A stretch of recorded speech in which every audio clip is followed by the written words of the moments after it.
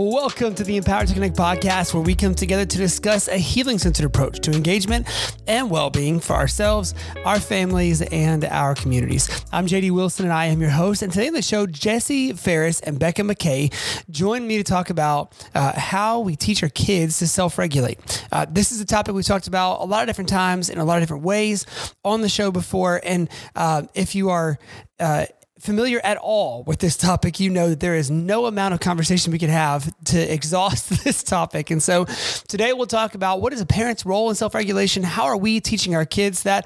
And what do we need to do personally before we are able to do the work of teaching our kids how to regulate their emotions? Spoiler alert, as always, this conversation starts with us as parents. Womp womp. At some point, we will discuss something that is all kids' fault and not parents' responsibility, but not today. Without any further ado, here we are, Jesse Ferris, Becca McKay, and myself. Well, all right, we got Jesse Ferris and Becca McKay with us here today. And so we're going to talk about something that is, I do feel like talked a lot about in the kind of connected parenting, gentle parenting world. And that is self-regulation and the idea of self-regulation and co-regulation. How do we regulate? How do kids regulate? And as we were talking before we started to record, all of us have our stories. We will keep those anonymous today. We will not out the people in our lives by telling those stories. But I do think it's helpful for us to kind of frame what this conversation is kind of centered around. And so, Jesse or Becca, I don't know which one of y'all want to start. Jesse, why don't you start and just kind of sharing what we talked about before we recorded. So when we teach our ETC parenting course, now called Cultivate Connection, but the prior iterations as well, this is something we always begin talking about. And like right out of the gate, it brought lots of conviction for me because I realized how badly I was botching parenting, and a lot of it had to do with this topic today. So Jesse, why don't you frame self-regulation for us, and we'll start talking about this because there's a really unfortunate first conclusion that we come to when we talk about this. Sure.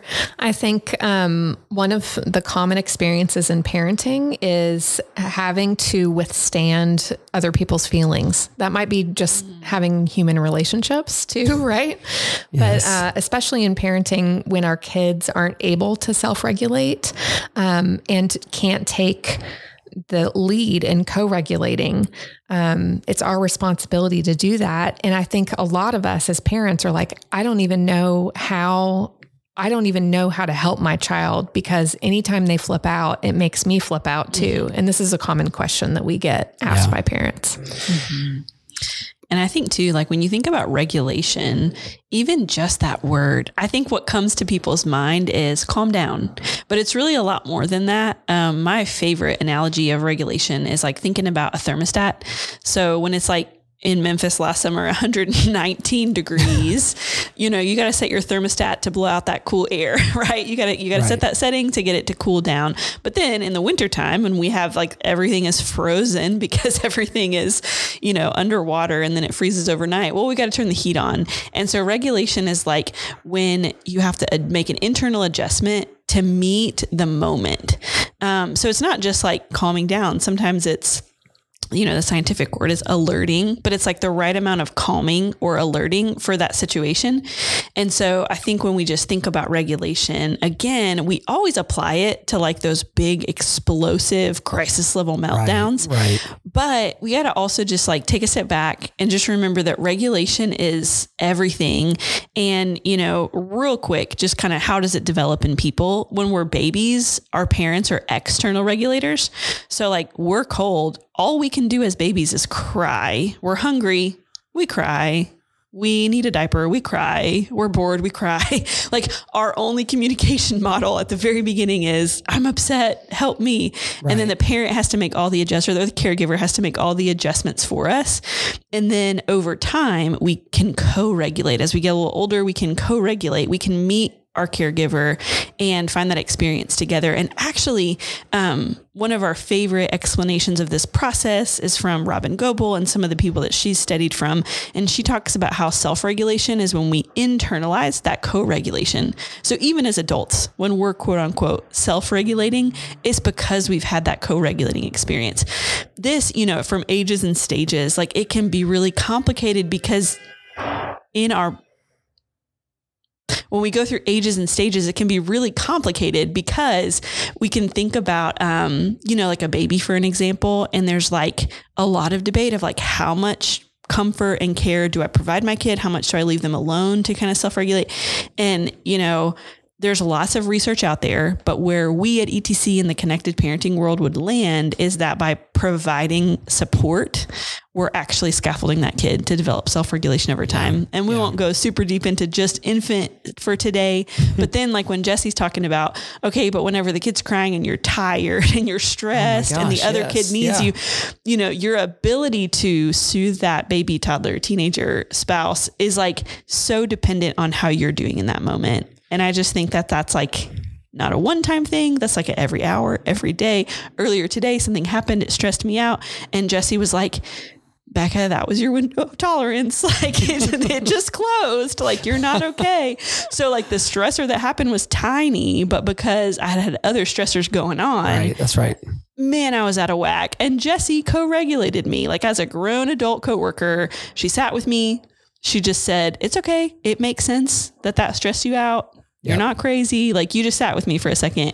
And I think that's a model of like what happens over and over. So it's like dynamic thing that happens all the time. Right. I think, isn't it the case though, when we first start parenting or maybe we first enter a relationship, we realize maybe our lack of skills in this area.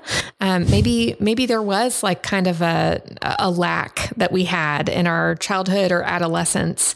And we are having to learn how to regulate ourselves in the heat of a moment or, in any kind of point in time. Mm-hmm. But I'm thinking, even as a new parent, I'm thinking it was much more difficult for me to regulate when my kids were upset than maybe a little further down the road, because we need that practice as parents too. Right. Well, and let's back up a little bit, because we're talking all about regulation and about, co-regulating and windows of tolerance and all of that. If you're brand new to this conversation, or somebody just sent this and they're making you listen to this right now, I hope you like it. But also the premise of what we're talking about is that human beings, all of us, when we encounter stress, our body reacts in different ways, right? And for some of us, we are capable of handling a high level of that stress before it sends us into a stress response. And for some of us, especially those of us who might have experienced early trauma, adversity, or stress or loss early in life, the trigger, the barrier that stress has to hit to send you into a stress response is much lower. So that's what we end up finding a lot of times. And I'll just share my own side of this. We're parenting early on, and just that, all we're talking about, we're tired. We had 2 kids under 9 months old. I know that sounds impossible, but one came home through adoption. Then we found out we were pregnant. And so then we had 2 kids under 9 months old, and that by itself was enough to make us insane people. But the thing for us that was more perplexing was then our regular ways of parenting and stuff we thought was a non-issue was all of a sudden like constant sources of stress for us, because like, why are we having these explosions over these little things? Like, I don't understand. And I've shared this story 10,000 times, but talked to Mo and just said, hey, we're terrible parents, or I'm a terrible parent. I don't know what I'm doing. This is terrible. And we step into an ECC class, and the very first class, we're learning about the brain and the amygdala. And the amygdala is what regulates your, for lack of a better term, your stress brain versus your decision-making brain, and your survival brain versus your decision-making brain. And so, learning that like when you've experienced early trauma, that amygdala, which sends you into your survival brain, is way quicker to flip than if you have, for a grown adult who has lived in a pretty,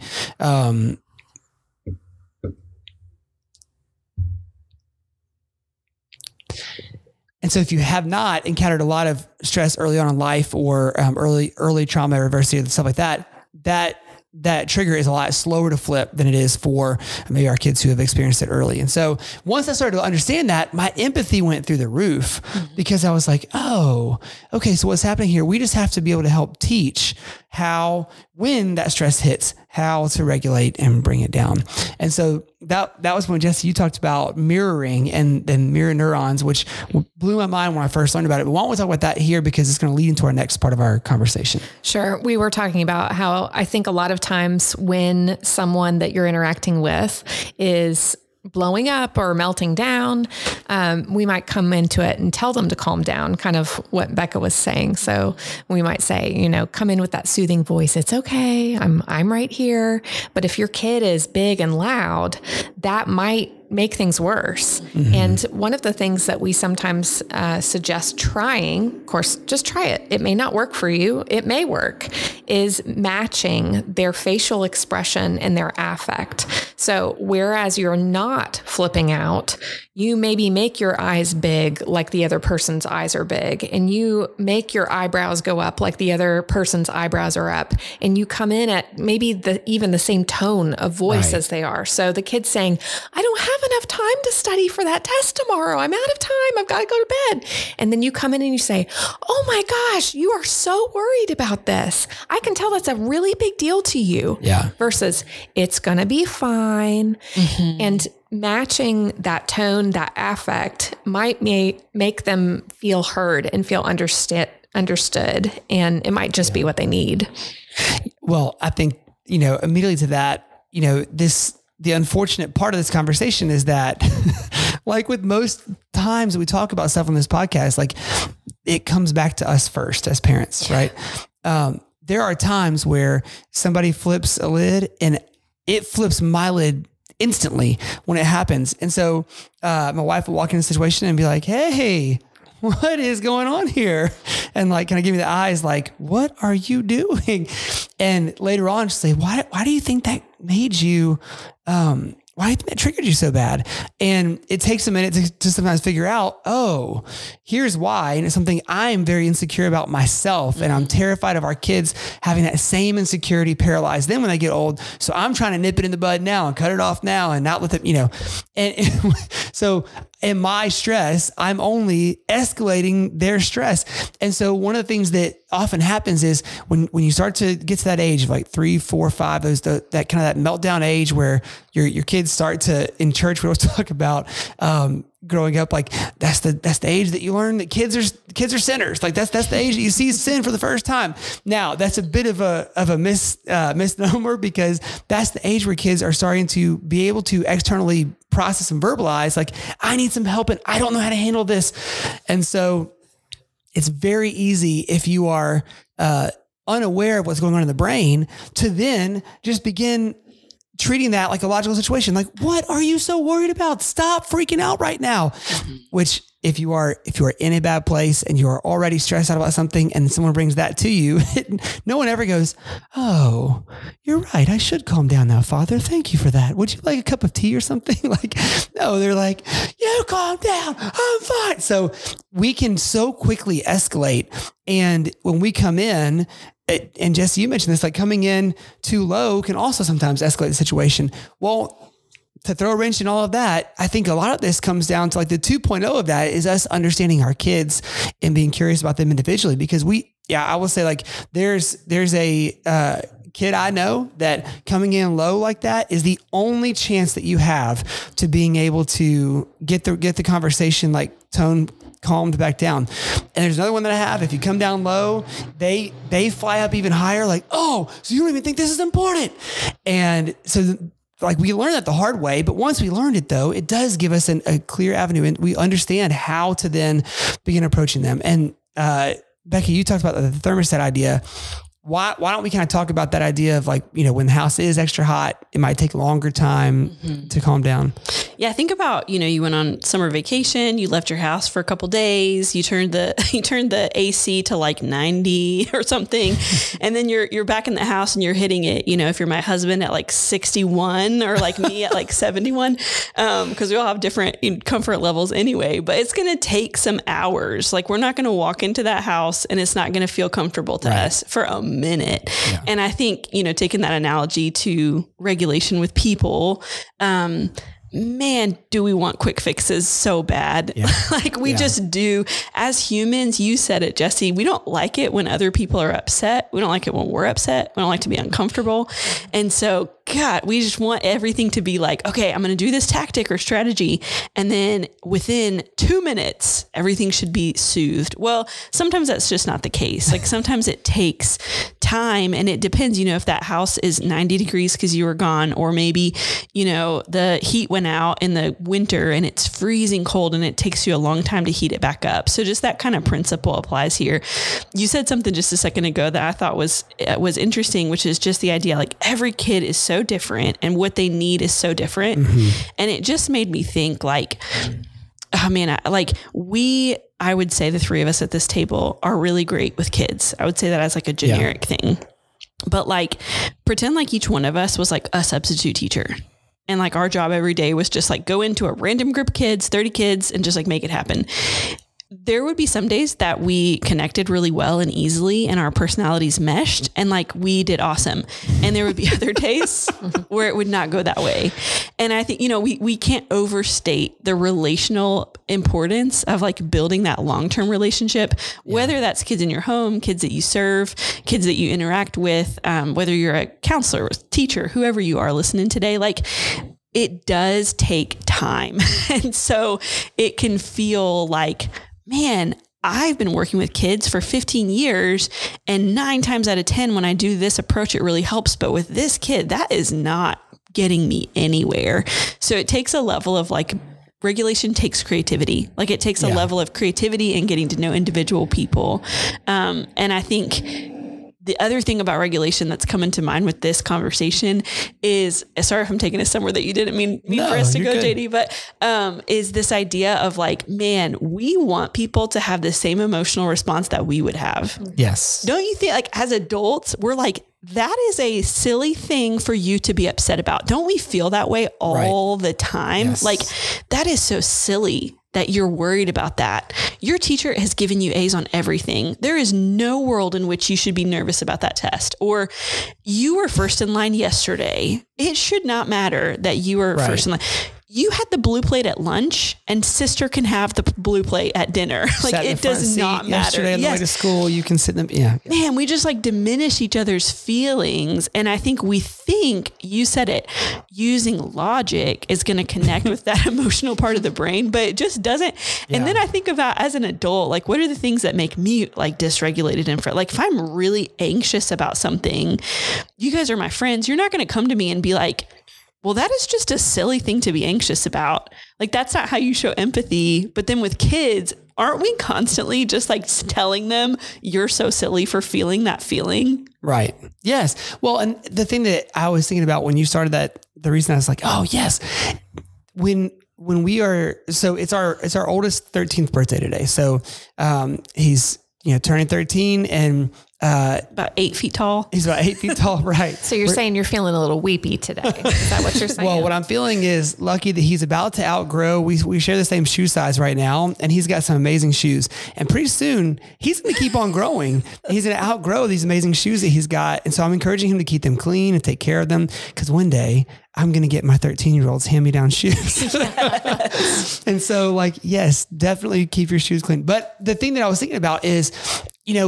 I love to cook and I love, fancy food. I mean, Jesse and I share that. We talk about that all the time. Like, I love to cook. And so a couple of years ago, my wife got me this, the best Christmas gift she's ever got me, which is cooking classes with my favorite chef in town. And they were over Zoom. It was during the pandemic. It was a way to fundraise for his restaurant. So I've got this bank of YouTube videos of our Zoom classes that I go back to every now and then. And there's a bunch of recipes, a bunch of different sauces and techniques and different, things that he teaches in there. And so when it's time for me to have like a fancy meal, like if it's Valentine's Day and we're going to stay in and I'm going to cook, like I get so excited to make the fanciest meal possible.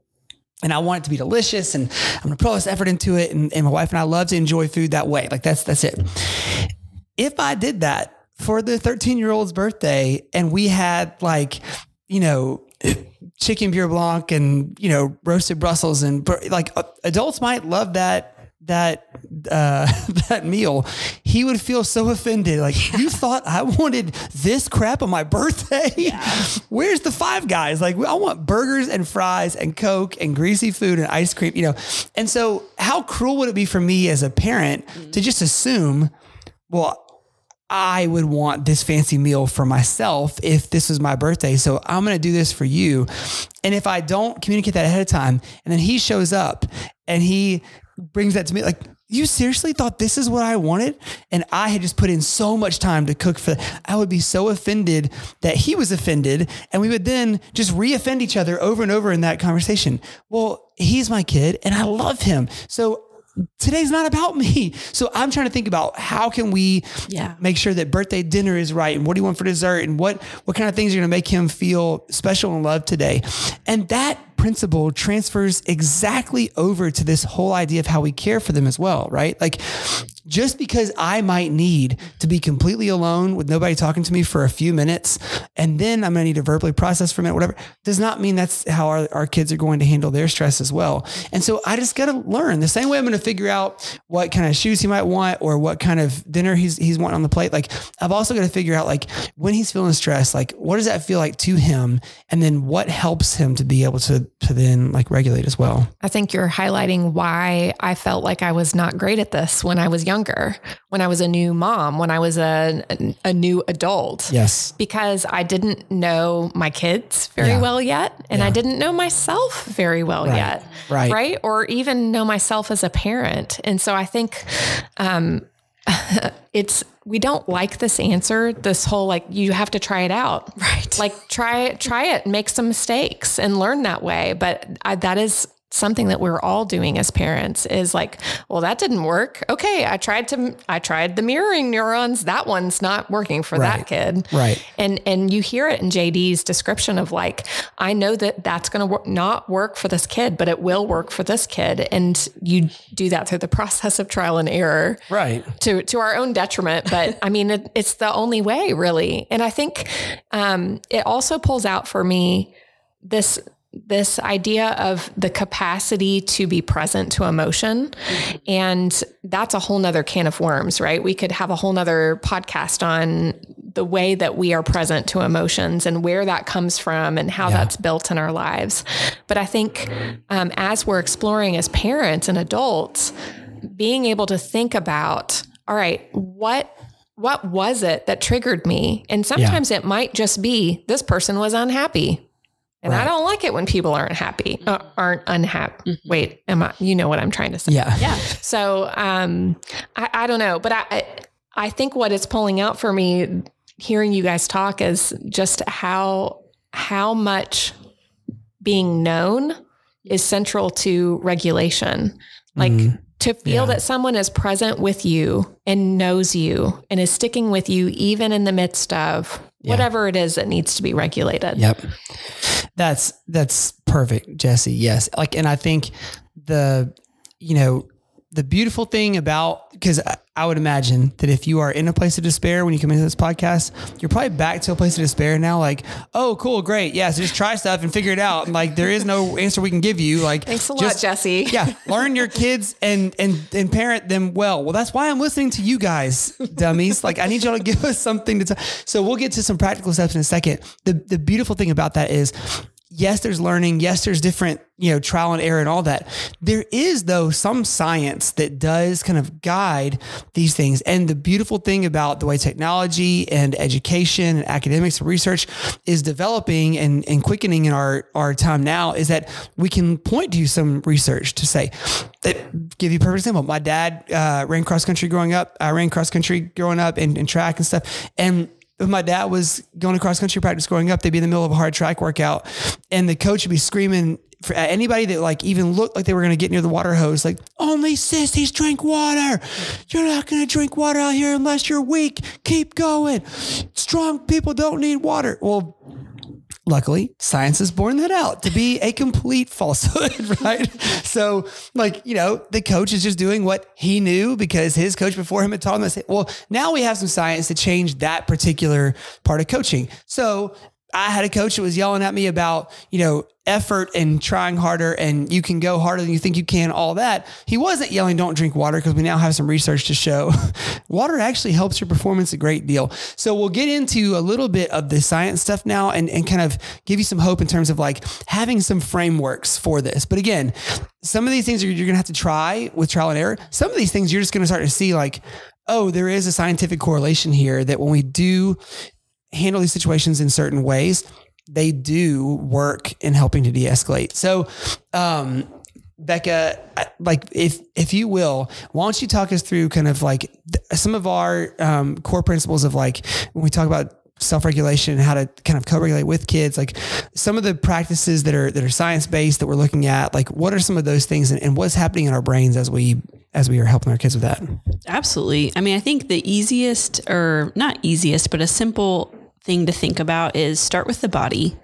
Before you jump to the emotional piece or the logical piece, start with the body.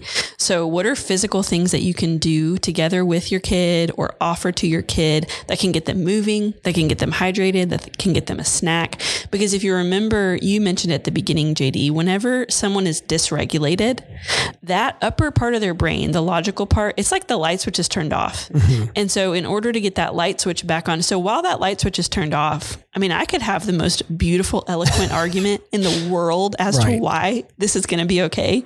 Or I can tell you it is going to be okay. But like, kiddo doesn't believe that in the moment, or we, we who are dysregulated, let's not just say the kids, us too. Right. When a human is dysregulated, that part's turned off. And so physical things, even for yourself, if you start to get dysregulated, Jesse and I were talking over our lunch break about like getting up and taking a walk. Like sometimes dysregulated is I'm foggy. I can't focus. We were on a meeting today, and at the end of the meeting, I was like, my brain is not working. Oh, I need to eat lunch, drink water, and let's walk up and down the hall. Like that's what I needed to do. And so same with our kids. Like if we can get them moving from one location to the next, if we can offer them chances, some in the schools, like sometimes I had kiddos and I would like toss a ball at them and we would toss a ball back and forth. No talking yet, just start tossing a ball back and forth, and that rhythm and that motion and that I'm just with you. Like we're just here. I'm just right next to you. Like I'm not going anywhere, and I'm communicating that with my body more than my words. Then, if you've tried that, if you've found out some things that work or don't, the next kind of piece is that emotional connection. You mentioned it, Jesse, but like, how am I communicating that like I'm with you and I'm present to your emotion, and I'm not going to jump right away to like dismissing that emotion. And then on the flip side, I'm not going to jump into letting that emotion dysregulate me. So I'm not going to get caught up in your emotion. I'm not going to push away your emotion. I'm just going to be with you. And that looks so different for different kids. But I would say one big picture principle that's helped me a lot with a lot of different kids is the idea of like side by side instead of face to face. So if I can put myself side by side with a kid who's dysregulated, any kind of way, let's walk down the hall. Let me sit by you. Let me sit down and just start coloring and see if you'll ask if you can join me. Like anything you can do side by side with a kid who's dysregulated instead of coming at them head on, sometimes that can be super helpful. Other times, that now everyone's going to laugh because I'm going to give the opposite. Other times, getting that eye contact, just like being there with them. Tell me what you're upset about. I would love to hear that. I get that. That is frustrating. Just like kind of communicating, like I'm with you, kind of that mirror neuron matching kind of approach. And then only once you can tell the lights are back on, like the kid is processing, their body seems more regulated. Now, again, the examples I'm given maybe sound more so like you're de-escalating, but let's say you need to alert. Let's say a kid is, or like me, I'm foggy. I'm not alert enough for this moment that I'm in. Same kind of principles. Can we get our body moving? Can we get a drink of water? Can I communicate that I'm with you? I get that you're exhausted, man. Like I get that. What can we do to help you process? Like it's not, I want to say it's not rocket science, and I don't mean that in a demeaning way. Like it's not rocket science, meaning like it's not all the logical, it's not all the like making sense of it. It's that baseline, that physical, that emotional. It's that kind of a connection that can help get somebody unstuck. So for me, thinking about someone who's dysregulated in my own, this is not endorsed by any professional. This is just Becca McKay brain. In my own thought process around regulation, if I can tell myself whether someone is dysregulated up or dysregulated down, if in my mind, my internal dialogue can be, they're stuck, how do we get unstuck? That's helpful for me, because I think in the past, it's like, it can easily become a power struggle. Like it can just so easily become a conflict. And then, I can escalate them further. A lot of dysregulation in kids happens when adults unintentionally push their buttons, poke them, say the thing, use the tool, make them feel embarrassed is a big one, or shame is a big one, or misunderstood is a big one for the teenagers in y'all's lives. Whenever we poke those buttons, man, we can provoke a kid so many times. I have worked with just fantastic, amazing, incredible teachers who just push the kids' buttons, maybe unintentionally.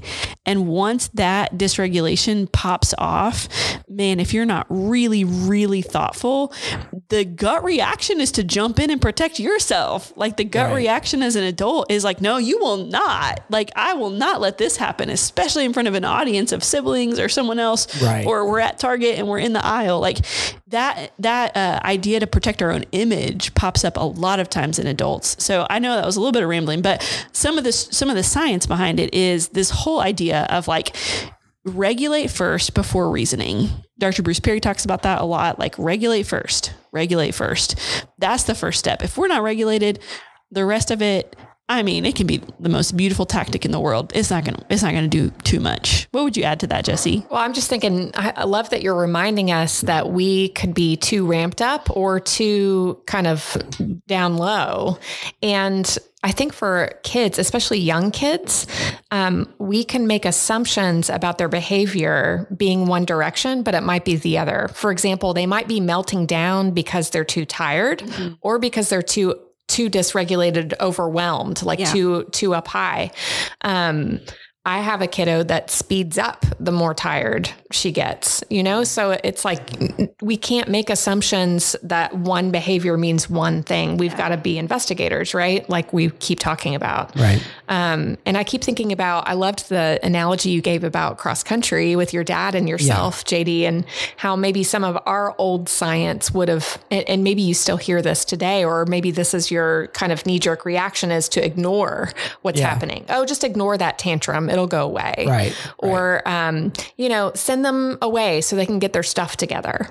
But that is not what works for our kids. Our kids need to experience that co-regulation because they do not have the skill set to calm down. And if you see your kid calming down on their own, chances are something else is happening along with that. That's not always a great thing that we want happening. Well, one thing that I had to learn as we shifted into older kid stages is that like that principle, which we really abide by with the ETC, to not send our kids away to get their stuff together. It's not, you go to your room, you come down, you're ready to talk about this. But some of the co-regulation is, hey, it feels like you might need a minute to yourself to just think and listen to some music and calm down. Again, some kids, you're going to say that and it's like, I bet you would want me to go away from you, don't you? You hate me. Like, or some kids are going to just like storm off, and that's the best they can do in that moment to heed the advice. Right. And so we've just learned that we've got some kids and they need a minute. And so they might storm off when a conversation starts. And now what we're working toward is, hey, Dad, I need a minute. Hey, Mom, I need a minute. That's what we're working toward. We're getting there. But with others, we know if we send them away, that's going to be a sign of, oh, well, they don't want me around. They can't. So again, being students, also like co-regulating means understanding your kids, learning your kids so that you can help them to negotiate their own needs. And so there are times that a kid is going to want to dig in an argument with you, and you can see they're not back to logic yet. And that desire to dig into prod is more coming out of frustration and stress than it is from a place of like, I need to be heard and here's my real thought out processed emotional feelings. And so when we get to that point, sometimes we will have to say, hey, feels like you might need a minute, or we might have to model and say, you know what? I need a minute. I need a minute just to calm down for a second. I'm going to go walk a lap around the house, or I'm going to go grab some water. Do you want some water? No? Okay, great. Well, I'm going to go get some water and then I'm going to come back to you and we're going to talk in a second. So it's being a student, but also understanding sometimes that co-regulation piece is not to have a time in with the kid who is dying to get away from you for a second because they feel so much shame and they need to be able to sit by themselves and relax for a minute. Yeah. It's like our keyword is offer. You want to offer your presence. You want to offer the strategy or the tool. And then it's theirs to take, it's theirs to engage with. And so if you're offering your presence and they're communicating in every kind of way, they need a minute. Yeah. Listen to their words, listen to their behavior, listen to like what's going on there. And then I think too, it's like this idea of, man, I know I always bring it back to marriage. Y'all know I'm like kind of a newlywed still, so we're still figuring this out. But when my husband is upset, he needs a minute.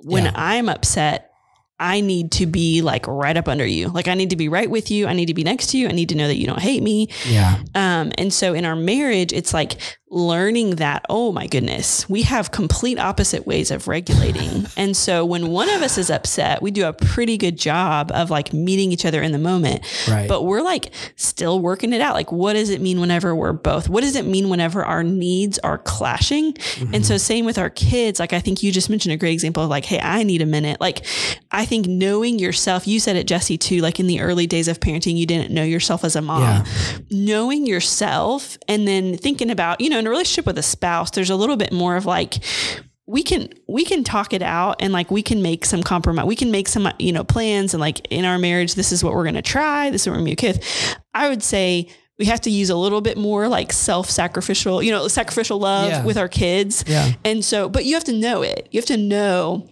ooh, this is really hard for me. And so do you have a spouse or co-parent who, like you said, your wife would like walk in and be like, okay, buddy, like you might need to walk away from this one. Like, is there anybody in your space who can like call you out, or can you like start to call yourself out?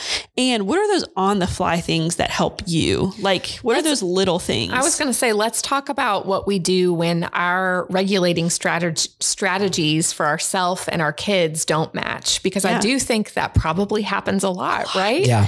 And when you find yourself getting upset when your kid is upset, that can be really difficult because as Becca's pointing out, we are required to be bigger, stronger, kinder. Like it's our responsibility, right? Mm-hmm. It's not our equal, it's our child, and we're responsible for caring for them. So I was thinking about a kiddo that is a little bit like Becca, likes to be right up under you when they're upset. And I might need a minute and have a chance to take a deep breath or to talk to someone about my feelings. Although, it's not really appropriate for me to talk to my kid about my feelings in that moment. Right. There was a time early in my parenthood where I tried to distance myself from that child.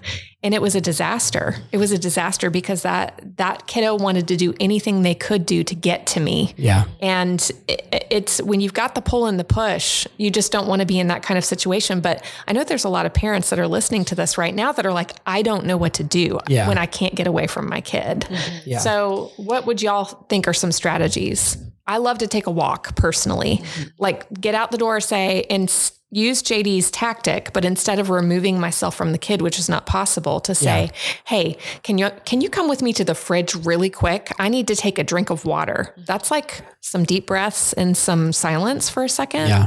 That can be done together. Yeah.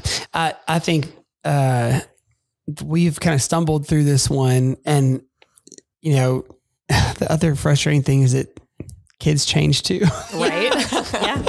So I was just thinking of an example that wouldn't work anymore. But, I would say a couple of years ago, a lot of times at the center of their like push against regulating and settling and repairing things, which we'll talk about in a second, the center of that is this feeling of shame. Right. Mm-hmm. And that can be compounded when there's people around. And sometimes you're just in a house with a lot of people because there's a lot of people who live in your house. And if you're yelling and screaming, it's not like everybody can just like know intuitively to put on noise canceling headphones. And sometimes you're loud enough that it's pushing through those noise canceling headphones. So in that situation, it dawned on me one day, like when it was the two of us in a room before somebody else, a toddler, came and found us. Oh, we were starting to talk a little bit. And so I just said, hey, I tell you what, you want to run the store with me? And there was like an instant, yes, like let's go drive around for a second. And so we get in the car, drive around, and I just immediately, it was cold outside. So I immediately like just sent all the windows on auto down real fast. And when they started shipping, oh, it's freezing. I was like, oh, whoops, sorry about that. And I brought it back up because I wanted that change in temperature to like help, hopefully like smelling salts kind of like snap a kid back into like help to like jumpstart that regulation process of like calming back down. And so then the feeling of having been cold for a second and then the heat coming on and starting to settle and we're moving and we're it's just the two of us.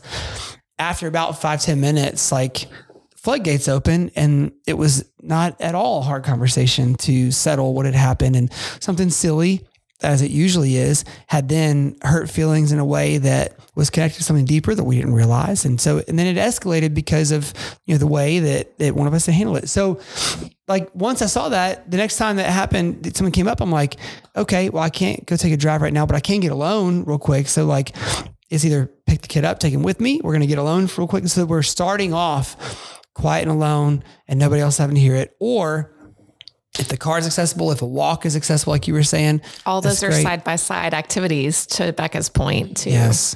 I think the, best case scenario is you've got somebody, another, trusted adult that you can lean on. Right. Yes. So we do a lot of tag teaming at my house, especially in those really intense seasons that we've gone through. Yeah.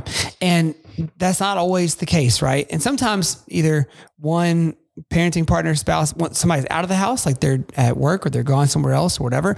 Sometimes there's not somebody else. And so I think that, some of these tactics are going to be a little bit messy and you might have to have some like give and take with the kid. And even in that matched frustration, I need a minute and you're not giving me a minute. And I get that. And so we're going to just work through this together, and making sure that your words are still communicating connection and like hope, and we're going to work through this. And if you have to match that frustration because you're also frustrated, you can.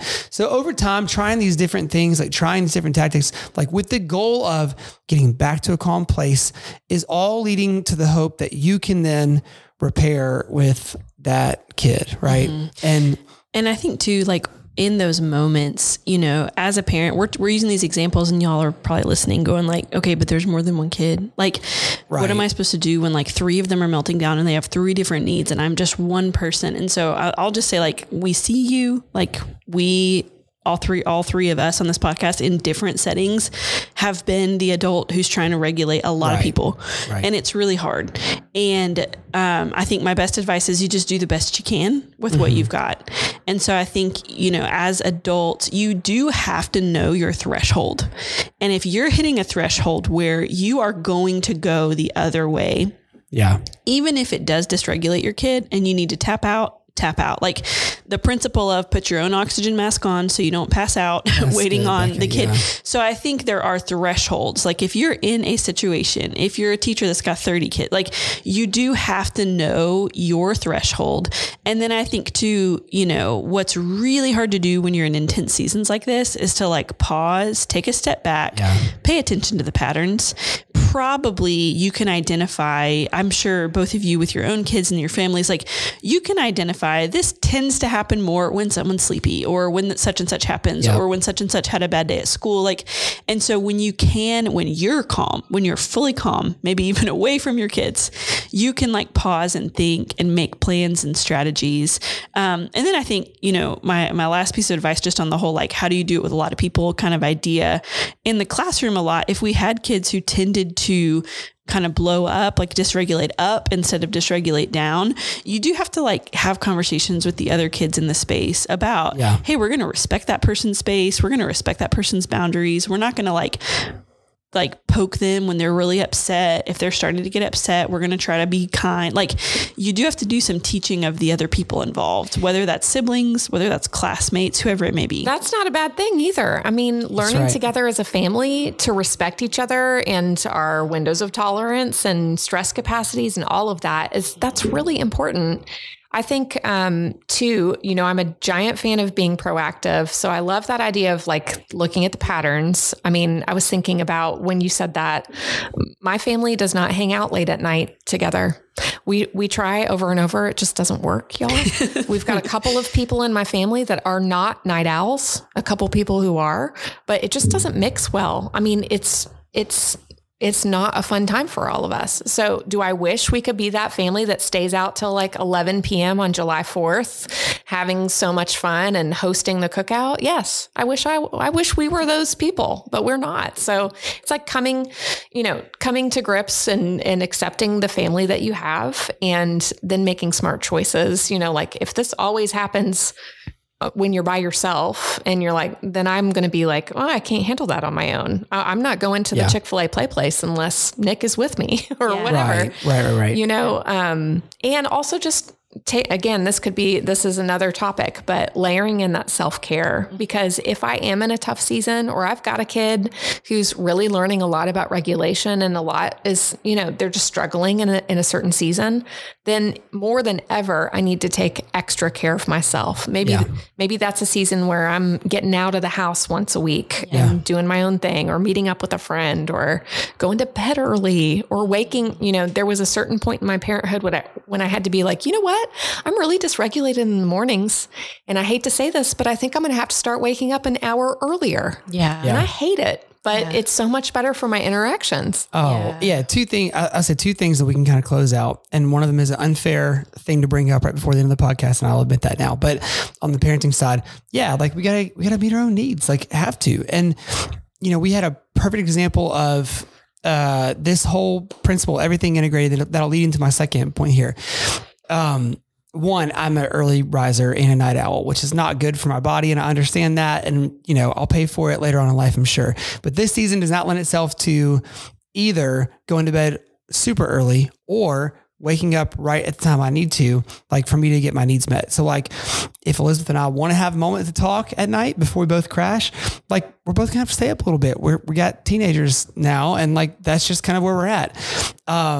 Also like, I know myself well enough to know that if I'm not regularly doing something to move my body early in the morning, I'm cooked. And so like, I will do the 4:15, 4:30 wake up call to go get a bike ride in the pitch black with lights, but before sunrise, just so I can get back home having done something. And I've had time to myself before I'm interacting with everybody else. I am nicer to everybody else. I'm more on my game, all that. Yep. Second, we got to know kind of our kids' thresholds and be fair to them and not put them, like you were talking about, Jesse, in situations that are unfair situations for them to be at.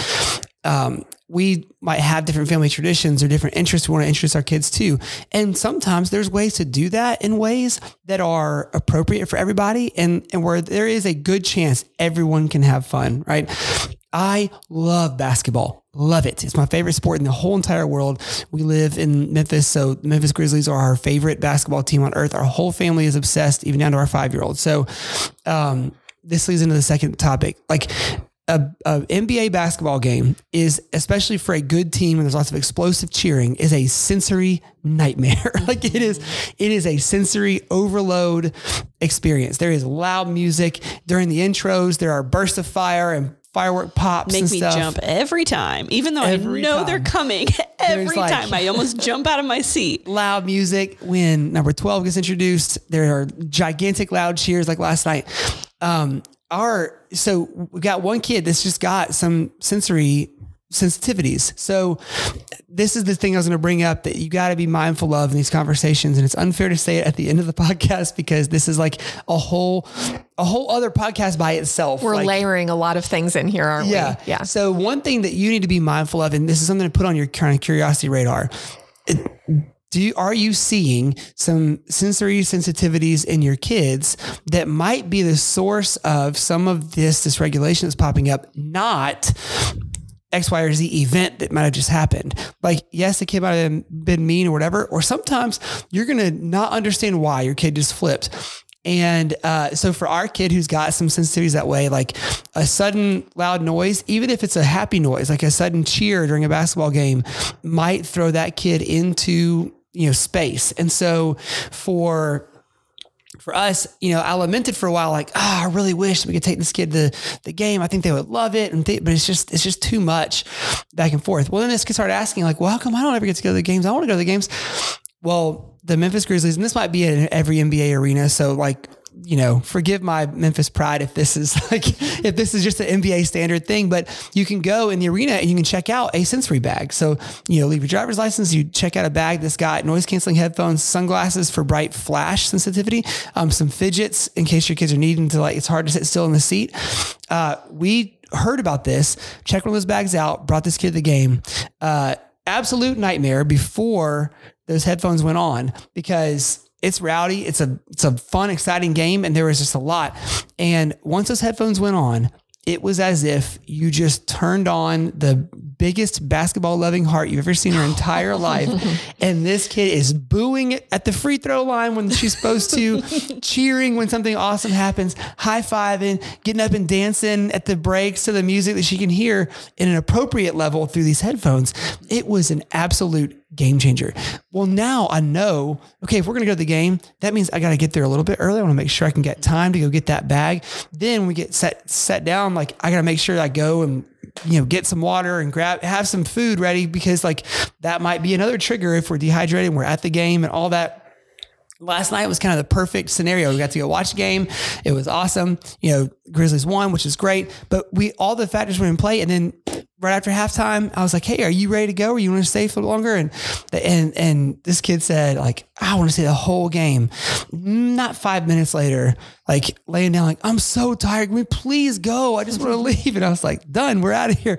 And I've learned over time, like that we got to take our cues, right? Like, did I want to stay at that game? You better freaking believe I want to stay at that game. Right. Like it was an amazing game. I wanted to stay, but I knew in that moment we had as much fun as we were possibly going to have. And then it's unfair to keep them in that situation much longer. So we went, got up and we're leaving the game beginning of third quarter. And then it was, can we ride the escalator again? We were up in the cheap seats, like the way nosebleeds up high. Can we ride the escalator again? So we walk down the stairs, get on the escalator, go back up because they just love an escalator. So all that said, it was one of my proudest, meet the needs nights because we provided, we saw what we needed to be able to make the environment one where this kid can enjoy going to the game. And they did, they super enjoyed it. And then time was over. We left and woke up this morning about how awesome it was, how much fun it was. Like, oh, it was so great. And so that was an experience that had we not prepared contextually correctly, it would be the complete opposite. And I'd be breeding this total disdain for basketball and sports in this kid because of peripheral stuff, not the actual thing itself. So long-winded way to say meet the needs and give a chance. Let me say too, I think so much of my parenting, I'm a little bit of a perfectionist, you guys, and you've already had me on to talk about structure. You know that I love to set things up proactively. Yeah. And so if you're listening to this and you have that, you're thinking oh man, I should have done this or that. Meltdowns happen. Yeah. They're necessary in life, and it doesn't signify failure as a parent all the time. Yeah. JD learned that through a series of meltdowns of learning about his kid, probably, right? Yes. You have to go through that. And every single person goes through dysregulation every single day. Mm-hmm. And so I guess I want to bring us around to the hope of it's actually necessary for development to become dysregulated. Yes. It is okay when it happens.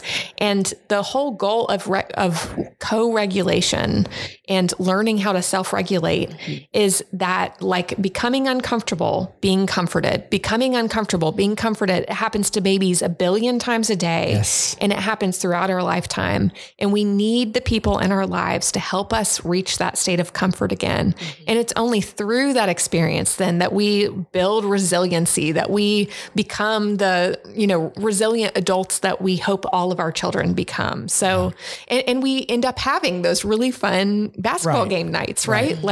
Because we're able to experience the discomfort and know, okay, this isn't forever. It's going to pass. I know what to do. So, yeah. And I think whenever we're hearing about regulation and the hope and how it goes, what we really want is for someone to tell us, if you will teach your kid these 3 self-regulation tactics, they will become expert self-regulators. Earlier than ever. Right. And I, as a school social worker, had a self-regulation social skills group where I tried to teach self-regulation skills. Now, there are some amazing curriculums out there. Teaching your kids about their bodies and how they experience things and how to regulate is wonderful. But I just want to say, the way that kids develop the ability to use those skills when they're stressed is your co-regulation. Yes. Is that experience over and over and over and over and over again over time. That's how it gets ingrained. And so, yes, teach them, use fun ways to teach them, but don't be the adult who's like, we talked about this in group yesterday. Why are you not doing? I mean, that's just the truth, guys. Like I've been that adult. I have been that adult that's like, yesterday you sat in my office and you said you would take 3 deep breaths and go to your safe chair and you're not doing it. Like, that's not how it works. I wish it did, but those things are helpful. They're little scaffolded steps. They're little tools that can help. But over time, the experience is the best teacher for the kids. Yep. And we still do this as adults. Yes. I mean, let's all be honest. Jeez. Even just today, I mean, Becca gave the example of needing some co-regulation. I flipped my lid this morning in a parenting moment and had to talk through with myself. So that's self-regulation, right?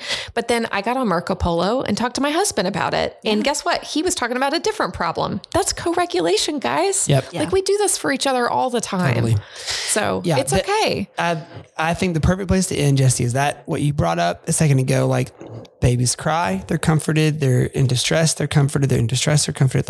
And it's need expressed, need met, need expressed, need met. It's the exact same dance, whether they're 2 months old or 20 years old. There's this need being expressed and need being met. And the hope is over time that there's a slow takeover of need being expressed within the body, need being met within the body, right? But until that point, we're not going to know until that dance continues to slowly ingrain that in there. So that analogy works whether you're teaching a jump shot or how to cook a pancake or, how to soothe yourself when you're really, really sad or whatever. So, okay. Well, we thought we'd just knock out a quick episode here. 55 minutes in, we got it done. So if you stuck with us this long, awesome. Thank you for that. We will be with you again soon.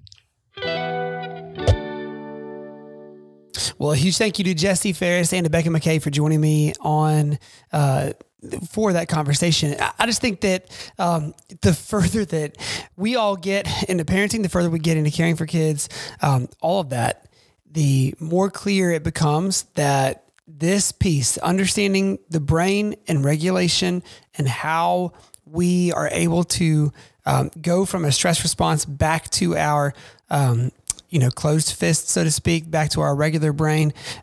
That is one of the most important things for us to understand as parents. And so hopefully this is something that you are learning. Hopefully you're getting to see progress and see results in your parenting. I know that we have, as slow or as frustrating as that progress might be at times, I know that as we've seen that progress, it has helped us dramatically to be able to keep going and just to wake up and choose to keep parenting the next day. So hopefully that's what you got out of this as well.